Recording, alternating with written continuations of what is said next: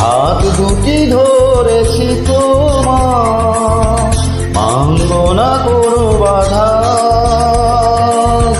শুনবো না কারো কথা যে মন্দ বলুক সমাজ। তুমি আমারই ভাই, বলবো শতবার, ও আমার বন্ধু গো, চিরসাথী পথ চলা, তোমারই জন্য করেছি আমি মন্দির ভালোবাসা।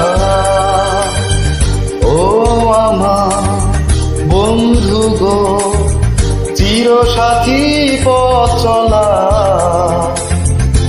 তোমারই জন্য করেছি আমি